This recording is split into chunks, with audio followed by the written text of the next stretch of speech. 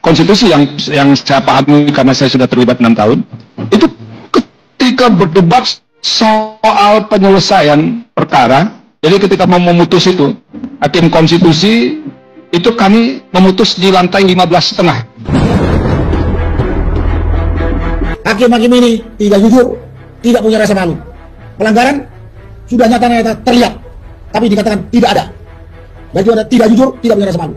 Kemudian ada selentingan, fakultas hukum bubarkan atau tambah kurikulumnya masalah moralitas, masalah kejujuran, dan masalah rasa malu. Kalau enggak, jangan berharap hukum bisa dikatakan sebagai panglima dalam negara kita yang katanya negara hukum, omong kosong itu. Ya, saya yakin Bang, ya, dengan hasil putusan kemarin, satu sistem politik buruk sedang terbangun. Yaitu ketika engkau mau melakukan kecurangan pemilu, lakukanlah dengan securang-curangnya. Jangan habis-habis. Jangan setengah-setengah dan jangan tanggung. Jangan 52% Bang, nanti mudah dibuktikan. Harus 58% supaya susah ya. Dan ini akan berimbas kalau curang securang-curangnya itu. Yang istilah lucunya disampaikan oleh Bang Profesor Effendi Ghazali. Gentonglah segentong-gentongnya dan babilah sebabi-babinya itu ya.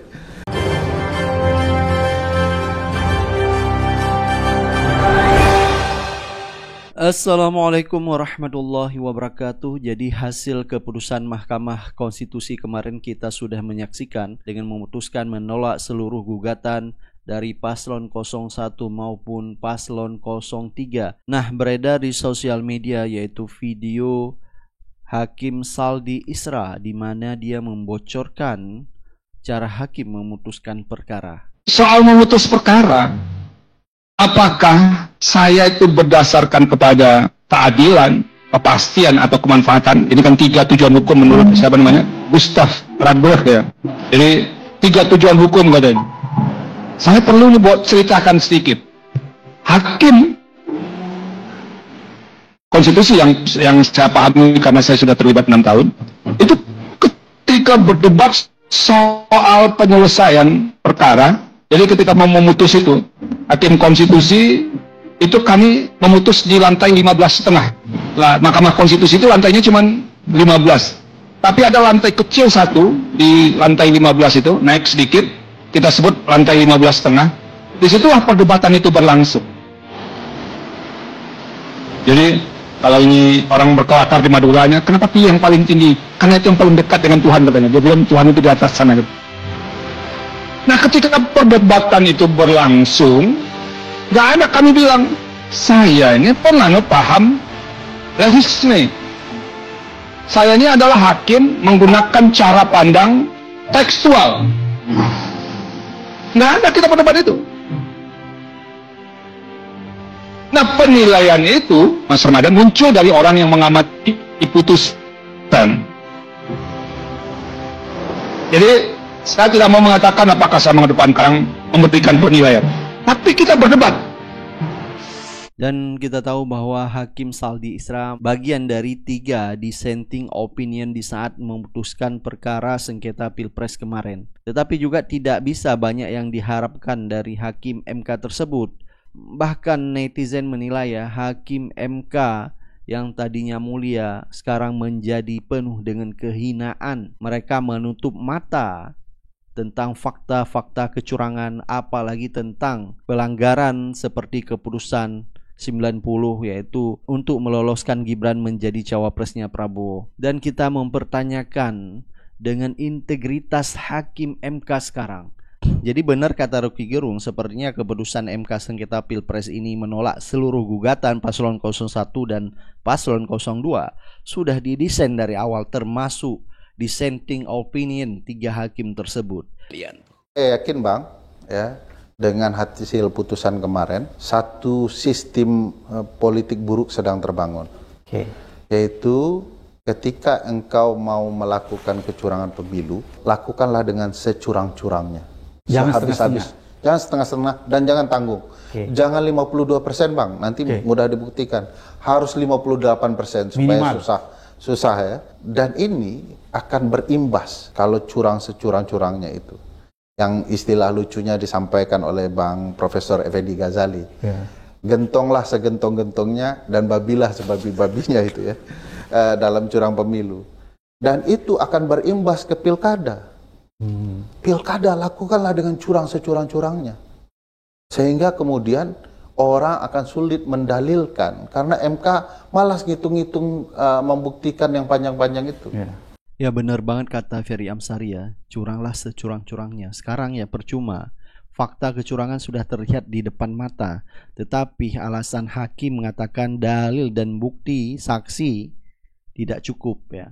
Padahal mereka membatasi saksi ahli tersebut. Ini kan konyol sekali. Saksi tidak boleh. Pakar hukum tata negara Ferry Amsari mengatakan munafiknya kita bernegara. Sudah jelas sekali fakta kecurangan di depan mata, tetapi mereka tidak mengakuinya. MK. Ini contoh munafiknya kita bernegara.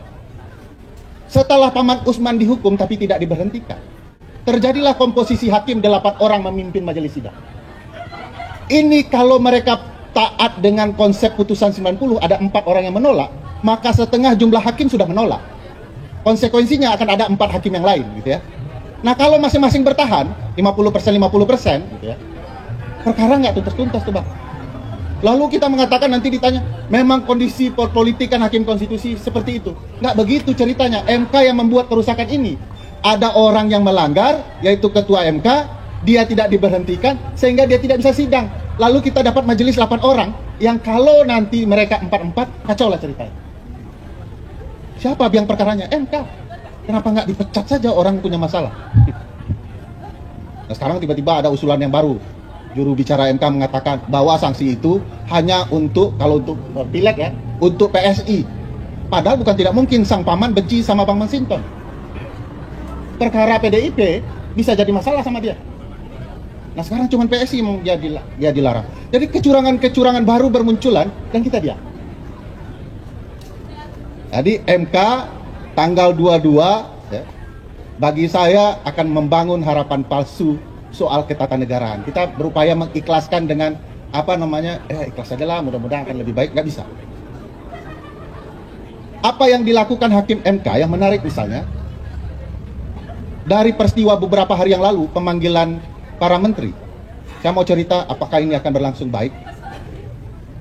Kapan pula ceritanya ada saksi dipanggil atau pemberi keterangan lain dalam bahasa MK, lalu para pihak tidak boleh bertanya. Bagaimana kalau pertanyaan para hakim hanya untuk para menteri itu tidak memuaskan?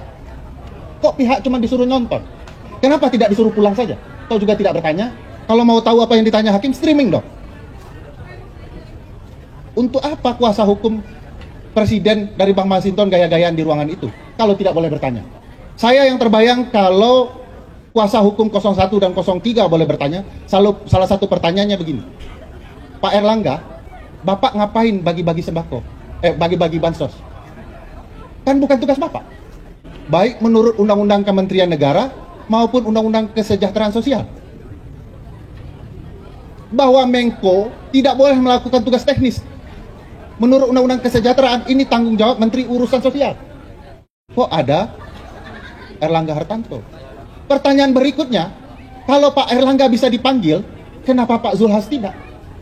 Padahal ada data dia sedang berkampanye terhadap capres tertentu di acara kementerian. Kurang terlarang lagi, apalagi acara itu. Kenapa dia tidak diikut dipanggil? Ini problematika. Di MK, semua orang berdebat bahwa politik gentong babi harus dibuktikan apakah uang yang diberikan ke publik itu berdampak kepada pilihan. Dalam teorinya tidak perlu. Kalau ada sih bagus, tapi tidak perlu. Tidak harus ada. Kenapa?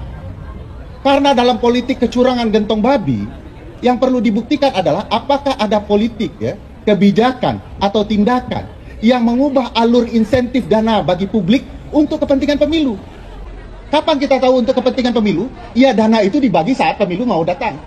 Faktanya itu terjadi. Yang bantunya Pak Presiden lagi. Jadi itu sudah cukup itu. Kalau ada dana dibagikan menjelang pemilu di tempat-tempat yang berbeda datanya dari data sesungguhnya, sudah itu politik gentong babi. MK harus tegas. Ini kan politik gentong babi. Kenapa Bapak lakukan? Ya, ini digiring oleh kuasa hukum. Harus ada buktinya. Masa ada kekuasaan yang sedang bergerak, Contohnya saya yang punya kekuasaan memberikan uang ke Mbak Titi, lalu Mbak Titi bilang saya akan pilih Ferry Amsari dan harus terekam, tervideokan. Nggak mungkin. Ini adalah kekuasaan. Cukup kalau ada kebijakan dan tindakan yang menyimpang, penggunaan insentif itu sudah kecurangan. Tidak boleh dibagi di saat pemilu. Nah, ini problematik. Dan ini menjadi demokrasi terburuk sepanjang sejarah Indonesia. Ini bakalan akan terjadi kecurangan-kecurangan yang lebih parah ya di Pilpres 2029 mendatang. Berbuatlah securang-curangnya, maka di MK pun tidak akan bisa membuktikan bahwa itu curang. Sehingga siapa persentase kemenangan yang lebih besar, dia yang menang. Jadi tidak perlu berkontestasi secara jurdil. Ya, jadi berkontestasi securang-curangnya lah supaya melahirkan presiden benar-benar dari hasil kejahatan. Dan seperti yang disampaikan oleh Fahri Hamzah dalam jejak digitalnya, kesan saya penyelenggaraan pemilu bilang gini, salah sendiri gak curang pemilu, ini memang didesain curang kok.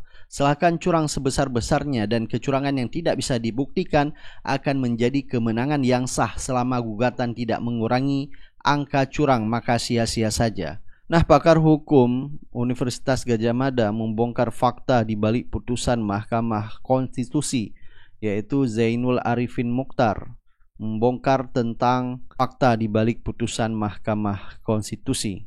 Assalamualaikum warahmatullahi wabarakatuh. Teman-teman sekalian, apakah putusan MK itu sudah diambil? Saya kira iya, kita semua paham itu. Kalau dalam prinsip fikihnya itu adalah hukmul hakim yarfa'ul khilaf. Hakim sudah mengambil putusan dan dia menyelesaikan problem. Tetapi pada saat yang sama kita bisa menilai apakah putusan itu baik atau tidak, benar atau tidak. Putusan setelah dibacakan itu menjadi milik publik dan kita semuanya bisa membacanya. Kita semua bisa mengkritisinya. Ya, saya kira putusan kemarin tidak mencerminkan apa yang seharusnya. Ada banyak versi, ada banyak hal. Tetapi kalau kita mau lacak kenapa putusan kemarin menjadi seperti itu, sekurang-kurangnya saya kira ada 3 persoalan mendasar. Yang pertama, yang diakui oleh sebagian oleh hakim sendiri. Misalnya oleh Hakim Saldi Isra dan Hakim Arif Hidayat, yang mengatakan bahwa kenapa putusannya menjadi seperti itu? Karena ada keterbatasan hukum acara yang terlalu ketat.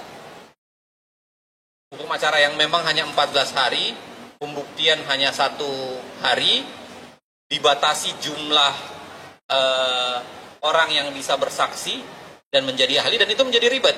Karena kalau Anda baca putusan MK, salah satu yang banyak dilakukan oleh MK itu adalah menolak dalil pemohon karena pemohon tidak menyertai dengan bukti berupa saksi maupun ahli untuk itu. Padahal saksi dan ahli yang boleh dihadirkan itu jumlahnya terbatas. Dalil yang mau didalilkan itu banyak sekali, misalnya ada 20 sampai 30. Daerah yang mau dipersoalkan itu berapa, bisa ratusan, tapi jumlah saksi dan ahlinya kan dibatasi. Jadi bagaimana mungkin semua bisa tercover oleh saksi dan ahli, padahal pada saat yang sama MK membutuhkan saksi dan ahli untuk melakukan proses pembuktian. Ya, jadi kalau kita lihat memang ada problem di hukum acara yang terlalu ketat, ya kan? Pertanyaan dibatasi dan lain-lain sebagainya. Itu yang pertama. Yang kedua, kalau kita lihat begini, ada studi yang menjelaskan bahwa hakim itu bisa dilihat, paradigma hakim itu bisa dilihat antara judicial activism dengan judicial restraint. Antara yang mau berpikir lebih formalistik, ya, dengan yang mau lebih berpikir substantif. Nah, putusan MK kemarin sebenarnya memperlihatkan disparitas itu. Ada para hakim yang berpikir sangat formalistik, ada hakim yang mencoba melompat keluar dan berpikir lebih bersifat progresif. Saya kasihkan contoh misalnya persoalan bansos. Mayoritas putusan hakim mengatakan bansos itu problem, cawe-cawe presiden itu problem, tapi tidak terbukti secara hukum. Dan yang terjadi hanyalah problem moralitas yang tidak ada diatur. Dan itu dia dalam putusan itu mengatakan terpulang ke dalam diri masing-masing orang yang secara moral itu. Tapi kan ada 3 hakim yang kemudian mengatakan tidak. Ini bukan persoalan moralitas semata, tapi ini persoalan doktriner atau persoalan konseptual barangkali yang menjelaskan bahwa pembuktian bansos apakah itu menguntungkan presiden atau tidak perlu bukti formil. Tidak perlu bukti bahwa ada menteri yang mengakui diperintahkan untuk membagi bansos. Tidak perlu ada menteri yang mengakui bahwa dia diperintahkan untuk bikin bansos, merekayasa bansos untuk membantu presiden. Tidak perlu itu. Kalau 3 hakim yang lain itu kira-kira membawa logikanya begini. Sepanjang dia sudah dianggarkan di tahun pemilu, maka dia memiliki insentif elektoral kepada presiden. Dan itu bisa disebut sebagai pork barrel. Itu loh logikanya. Jadi beda banget antara yang sangat formalistik menunggu bahwa apakah ada perintah pengadilan, apakah ada perintah jabatan di situ untuk membuktikan TSM. Bagi 3 orang hakim nggak perlu. Sepanjang sudah dinyatakan, bahkan ketika dibikin anggaran mendekati tahun politik, itu sudah bukti sebenarnya bahwa bagian dari upaya membangun pork barrel. MK menjadi begitu, analisis saya adalah karena MK memang tidak pernah bisa independen secara baik di hadapan kepentingan politik. Itu sudah terbukti berkali-kali. Saya dalam siaran dalam podcast saya, dalam YouTube saya sampaikan bahwa hakim MK itu sebenarnya ada 3 genre bagi saya sekarang. Ada genre yang mau melakukan judicial heroes lah dalam pengertiannya Romo Henry gitu. Lalu kemudian ada genre yang betul-betul terpengaruh sama kepentingan politik, ya memang afiliasi, belum tentu buruk ya, tapi dia terafiliasi dengan kepentingan politik, biasanya karena ya ada kedekatan dan lain sebagainya, sama hakim yang di tengah nih, yang ngambang. Putusan MK biasanya diambil itu, berdasarkan kemampuan kelompok politik ini mendekati yang tengah, mengambil menjadikan mayoritas, atau kelompok yang baik ini mengambil yang tengah menjadikan mayoritas. Saya mengamati itu dari sekitar berapa tahun putusan MK terakhir selalu begitu. Khusus untuk kasus-kasus yang berkaitan dengan politik. Kalau Anda lihat putusan MK kemarin, dugaan saya, lagi-lagi dugaan ya, pembacaan, juga sedang cari titik tengah. Makanya 3 hakim itu menawarkan bukan membatalkan Gibran, tapi kemudian mengatakan pengulangan pemungutan suara, ya, di beberapa provinsi yang bermasalah. Padahal itu tidak dimohonkan oleh pemohon. Pemohon tidak memohonkan itu, tidak memintakan, tidak ada petitumnya itu. Tapi seakan-akan dicari titik tengah supaya kemudian bisa ke tengah dan berusaha membujuk hakim yang tengah untuk ke situ. Tapi ternyata tidak ada yang terbujuk kan, sehingga putusannya menjadi 3 tiba-tiba kayak membangun logika sendiri. Ya boleh sih. Et aquae et bono kan begitu kan maksudnya kan, bisa diputus di luar itu, tapi seakan-akan mencari logika sendiri di luar dari permohonan yang dilakukan. Nah sekarang apa yang harus kita lakukan? Saya kira sekurang-kurangnya ada 2 hal yang harus dilakukan oleh kita semua, teman-teman sekalian. Yang pertama adalah rentetan dari itu tidak berakhir, harus tetap diupayakan. Siapa yang melanggar aturan hukum, siapa yang merusak penegakan hukum, siapa yang merusak demokrasi tetap harus dibawa ke pertanggungjawaban hukum. Saya kira bunyi putusan itu setidak-tidaknya 3 orang di center itu jelas-jelas mengatakan bahwa harus ada yang bertanggung jawab terhadap kejahatan demokrasi berupa bansos yang direkayasa menuju ke arah pemilihan dan penggunaan aparat yang direkayasa ke arah pemilihan. Dan saya kira penanggung jawabnya tentu saja adalah presiden. Ya, jadi harus bertanggung jawab. Dan saya kira untuk alasan itu harus kita dorong betul teman-teman di DPR untuk serius mengajukan angket. Harus serius. Karena biar bagaimanapun itu esensi penting nih. Tidak boleh dibiarkan proses yang keliru itu dibiarkan tanpa pertanggungjawaban. Ya, saya kira proses itu silahkan berjalan. Teman-teman pengawasan politik silahkan melakukan langkah di situ. Plus pada saat yang sama saya kira ini catatan buat masyarakat sipil. Kita juga harus melakukan konsolidasi untuk memperkuat yang namanya kemampuan untuk mengontrol pemerintahan. Salah satu ketakutan terhadap kemenangan saat ini adalah ketika demokrasi bisa diinjak-injak dengan mudah. Ketika proses penegakan hukum, pemerintahan itu dirusak. Nah, siapa yang bisa menjamin bahwa masa 2004 sampai 2009 tidak akan mengulang penindasan yang sudah terjadi sekian lama di bawah rezim Pak Jokowi?